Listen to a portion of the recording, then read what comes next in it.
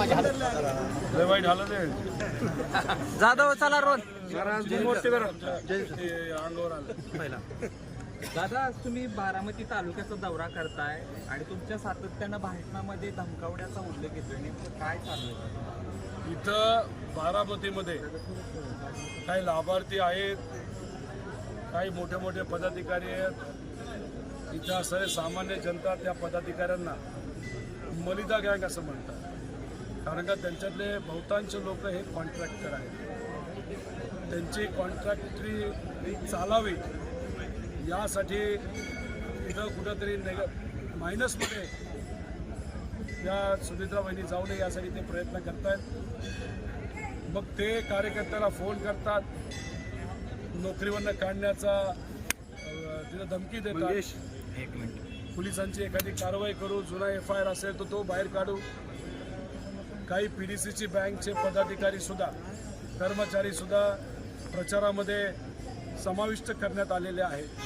दुर्दैव आहे, शेतकऱ्याची ती बँक आहे, त्यांच्यातून पण सांगितलं येतं की तुला लोन मिळणार नाही मिळणार. तिथं जर लोन दिलं असेल, त्यात अडचण आली असेल तर मग आम्ही लगेच तुझी प्रॉपर्टी जप्त करू.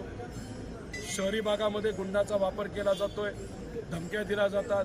गुंड म्हणतात या इलाक्यात राहायचं असेल तर साहेबांचा प्रचार तुम्ही करू नका. ह्या सगळ्या गोष्टी होत आहेत, हे लोक आम्हाला सांगत आहेत आणि ही गोष्ट कुठेतरी चुकीची आहे. अशी प्रथा बारामती लोकसभा मतदारसंघामध्ये महाराष्ट्रात नव्हती, ती आज जर सुरू झाली आणि त्या प्रथेला जर यश आलं तर पुढे जाऊन विकास कुणीच करणार नाही, फक्त गुंडांना पाळलं जाईल, गुंडांचा वापर केला जाईल आणि दडपशाहीचं राजकारण हे वाढू शकतं.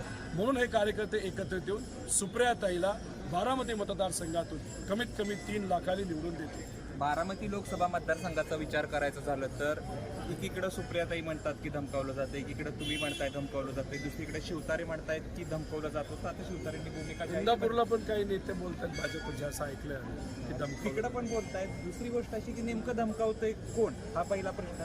आणि दुसरा प्रश्न, सुप्रियाताईंच्या विरोधात जो पक्ष आहे, अजितदादा मित्रमंडळाचा जो पक्ष आहे तो, त्यांचे लाभार्थी, तसंच त्यांना साथ देण्यासाठी ठराविक काही BJPचे लोक आहेत, असे दोघं मिळून सामान्य कार्यकर्त्यांना, इथं असणाऱ्या स्वाभिमानी पदाधिकाऱ्यांना धमकावलं जाते, असं आमचं मत आहे. दुसरीकडे अजित पवार असं म्हणतात की मी जर धमकावलं असतं किंवा माझ्या कार्यकर्त्यांनी धमकावलं असतं तर जनतेचा एवढा मोठा पाठिंबा आम्हाला मिळाला नसता आणि धमकावलं असतं मी पोलीस स्टेशनमध्ये कंप्लेंट करा. तर तिथपर्यंत कोण पोहोचत नाही. पाठिंबा कोणाकडनं मिळाला असता मोठा?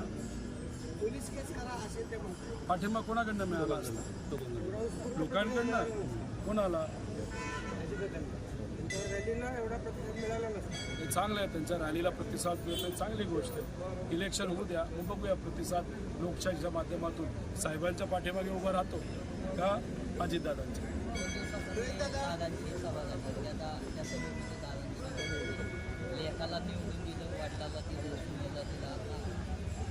तुम्ही विसरला आता, बापाला निवडून दिलं, मग लेकाला दिलं. लेकाचा बाप कोण? मग त्या बापाला कुणी सोडलं? हे सुद्धा लोक प्रश्न करत आहेत. याच प्रश्नाचं उत्तर लोकशाहीच्या माध्यमातून सुप्रियाताईला कमीत कमी 3 लाखाच्या लीडनी निवडून दिलं जाईल, हेच तुम्हाला सांगतो. या प्रश्नावरती साहेबांचं स्टेटमेंट ऐकलं असेल, मूळचे पवार कोण, त्या संदर्भात साहेबांवरती टीका देखील होती, कसं बघता आपण? मी ते स्टेटमेंट काय ऐकलेलं नाही, मी खूप इतिहासात जात नाही, फक्त शिवशाहू फुले आंबेडकर यांचा विचार पुढे घेऊन जातो. त्यामुळे काय त्यांनी बोललं हे मला बघावं लागेल आणि बोलल्यानंतर नक्कीच मी बोलतो त्याच्यावर. दादा रोहित दादा पवार साहेब झालं किंवा सुप्रियाताई झालं, सर्व जे काय प्रतिस्पर्धी होते असतात त्यांची भेटीगाठी सुरू झालेली आपण बघितले. अनंतराव जोपटेंची भेट घेतली पवार साहेबांनी, सुप्रियाताईंनी भेट घेतली, नंतर त्याच्यानंतर काल ठाकरेंची भेट घेतली आणि नंतर काकडे कुटुंबामध्ये एक घटना घडली हे आपल्या सगळ्यांना माहिती आहे. त्या अनुषंगाने पवार साहेबांनी इथं जाऊन, त्यांच्या गावी जाऊन त्यांची भेट घेतली. त्याच रोडवर पुढे थोडंसं गेलं तर तावरे साहेब होते, तर तिथं जाऊन साहेब भेटले. आजच भेटलेत का? त्याच्या आधीसुद्धा भेटलेले आहेत. त्यामुळे साहेब नेहमी सगळ्यांनाच भेटतात. मोदी साहेबांनाही भेटतात, गडकरी साहेबांनाही भेटतात. त्यामुळे साहेब कोणाला भेटतात याच्यापेक्षा जनता कोणाच्या बाजूली हे थोडं बघा. त्यामुळे जनता ही साहेबांच्या बाजूली, विचाराच्या बाजूली हे चित्र आपल्याला लोकसभेत दिसेल. अजितदादांचं त्या दिवशीचं भावंडांचं वक्तव्य आहे. हो, ते मी ऐकलं. खरं तर मला एक कळत नाही की अजितदादा त्यांच्या भावांची बदनामी का करतात. मी अजितदादांना विनंती इथं करेल, एक छोटासा कार्यकर्ता म्हणून, की तुमच्यात खऱ्या अर्थाने धाडस असेल तर भावांचं नाव घ्या. काय प्रकरण आहे हे तुम्ही सांगा. लोकांसमोर येऊ द्या ना. दूध का दूध, पाणी का पाणी. उगाच लोकात मोघम स्टेटमेंट देऊन भावंडाची बदनामी का करताय. भावंड तुमच्या बहिणीसुद्धा तुमच्या प्रचारामध्ये लोकात फिरले. हे लोकात जाऊन जर आपण विचारलं तर हे कळेल. ते खऱ्या अर्थाने धाडस दाखवावं आणि भावांचं नाव घ्यावं. आणि एकदा त्यांनी नाव घेतल्यानंतर जे काही प्रकरण त्यांनी सांगितल्यानंतर ते आपण बघूया ते काय प्रकरण आहे. त्याच्यावर नक्कीच त्यांचे भावंड बोलतील. पण भावंड बोलल्यानंतर त्याच प्रकरणावर बोलतील असं नाही. त्याचं स्पष्टीकरण देतीलच, पण मग ते कदाचित अजितदादांवर सुद्धा बोलतील. त्यामुळे हे वेगळ्या प्रकारचं राजकारण आहे. त्यात कदाचित दादांनी जाऊ नये. असं छोटा कार्यकर्ता म्हणून, अतिशय लहान कार्यकर्ता, कुटुंबाचा एक घटक म्हणून मी विनंती करतो. शिवतारांना चा फॉर्म अपक्ष म्हणून राहण्यासाठी पवार कुटुंबियांनी कुणी फोन केले. पवार कुटुंबाचा कोणाचा फोन केला आहे हे कुठं सिद्ध झालं आहे. अजितदादांना आश्चर्य वाटलं, त्यांना वाईट वाटलं. आज अजितदादा सत्तेत कोणाबरोबर आहेत? भाजपबरोबर आहेत, शिंदे गटाबरोबर आहेत. त्यामुळे फडणवीस साहेबांचा सुद्धा फोन गेला असावा, शिंदे साहेबांचा सुद्धा फोन गेला असावा. आणि हे दोन्ही फोन बघितल्यानंतर दादांना वाईट वाटलं असावं.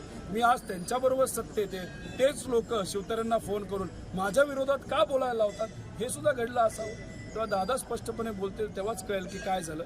पण दादा जे बोलतात ते सगळंच खरं बोलतात असं कुठं आहे. बारामती लोकसभा मतदारसंघाचा विचार करायचा झाला तर बहुसंख्य राष्ट्रवादी म्हणजे ज्यावेळेस फूट पडली त्यावेळेस बहुसंख्य नेते दादांसोबत गेलेले आहेत. आता तुम्ही 3 लाखांनी निवडून येतील असं सांगताय. नेमकं त्याच्या कशा पद्धतीचं गणित असणार? गणित सोपं आहे. गेल्या वर्षी लीड ही कायम राहील, थोडंसं त्याच्यामध्ये वाढच होईल.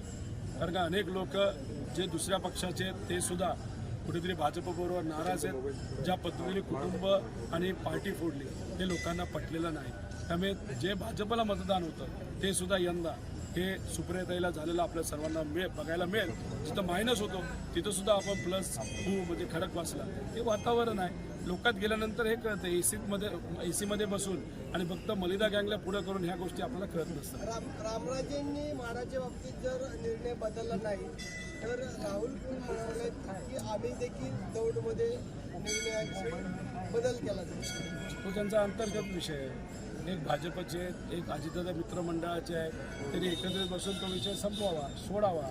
पण लोकांचंच मत भाजपच्या मित्रपक्षाच्या इतकं विरोधात केलं आहे. त्यामुळे अनेक लोक नुसतं कारणं देतील, वाद दाखवतील, पण लोक जे पाहिजे तेच करतील. आणि उद्या जाऊन या कारणांचा वापर करत उद्या अजून एखादं कारण देत की का त्या भागामध्ये सुप्रियाताईला मतदान झालं हे सांगण्यासाठी या कारणाचा वापर केला जाईल.